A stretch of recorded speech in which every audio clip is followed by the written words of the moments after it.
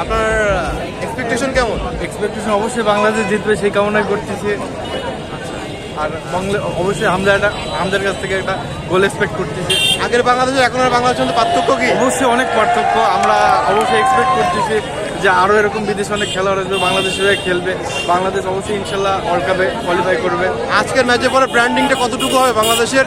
অবশ্যই আজকের ম্যাচ অবশ্যই আমরা আশা করতেছি বাংলাদেশ জিতবে এবং অবশ্যই বাংলাদেশের একটা মানে ওয়ার্ল্ড দেখবে যে বাংলাদেশের মতো একটা টিম যে বহির্বিশ্বে ইয়ে হচ্ছে, বাংলাদেশ ফুটবলের অনেক উন্নতি হবে এই প্রত্যাশাই করতেছি। Thank you so much. আজকে কি হামজা গোল করতে পারে? ইনশাল্লাহ অবশ্যই হামজা কালকের মতো অবশ্যই একটা এক্সট্রা অর্ডিনারি গোল করবে।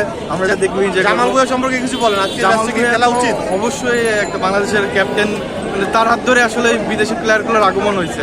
অবশ্যই জামাল ভুঁইয়ার অ্যাসিস্ট থেকে ইনশাল্লাহ হামজা আবার আজকে একটা গোল করবে। সিঙ্গাপুরের র্যাঙ্কিং হচ্ছে 161, বাংলাদেশ থেকে 183। র্যাঙ্কিং এর কথা বলতে গেলে অবশ্যই দেখবেন যে স্কট ভ্যালুই সিঙ্গাপুর থেকে কিন্তু বাংলাদেশ অনেক আগায়।